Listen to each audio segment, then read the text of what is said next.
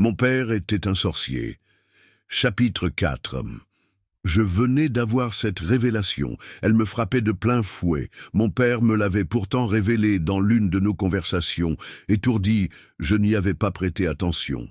Je me rendais compte aujourd'hui que tellement de choses échappèrent à mon entendement. Pour le moment, je devais soustraire mon petit frère à cette cérémonie. Il était encore trop jeune et avait une vie à mener devant lui. Mon père s'était certainement confié à l'un de ses pères. Ce n'était pas le plus important. « Bertrand! Bertrand !» criai-je. Il ne pouvait pas m'écouter. Les bruits des tambours qui avaient repris couvraient de ma voix. Déjà un grand cercle s'était formé autour des fils.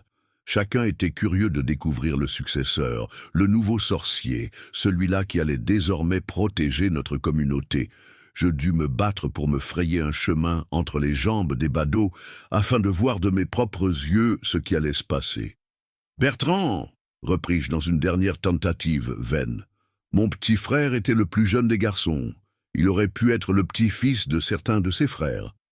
Un dernier roulement de tambour, je fus bousculé. Je me retrouvais les fesses au sol et les pieds en l'air. J'entendais scander « Le sorcier est mort, vive le sorcier !» Comment avais-je pu manquer le point culminant de la cérémonie?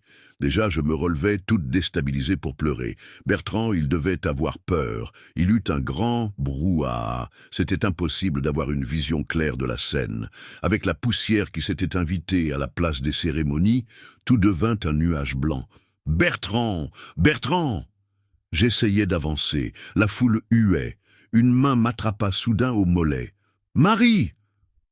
Je m'étais retourné, surprise. « Bertrand ?» ?»« Je t'ai cherché, Marie. Je voulais te voir. » Je pris mon frère dans mes bras, ivre de soulagement. « Marie, tu me fais mal. » Essayait-il de dire pour se soustraire à mon étreinte. Je ne voulais pas le lâcher. « Dieu merci, tu es là, Bertrand. J'ai eu peur. Je croyais que... » Je me suis interrompu. Si on n'avait pas arrêté Bertrand, qui était le successeur?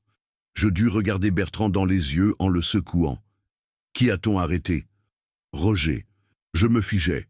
Ce n'était pas possible. Roger était la dernière personne au monde à qui mon père aurait confié sa succession.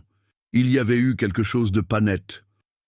Roger est le dernier homme sur terre à qui papa aurait pu confier sa succession. Oncle. Oncle Jean me tira d'un seul coup dans une autre pièce. Bertrand nous suivit.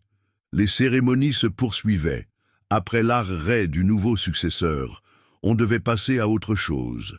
On devait faire ce qu'on appelle des funérailles. Place aux chants joyeux et à la danse. Le nouveau sorcier devait ainsi remplacer l'ancien. Le sorcier n'était pas mort. Ses œuvres allaient continuer. Le roman entier est disponible sur Amazon, Fnac, YouScribe et Lirtama. Abonnez-vous et partagez.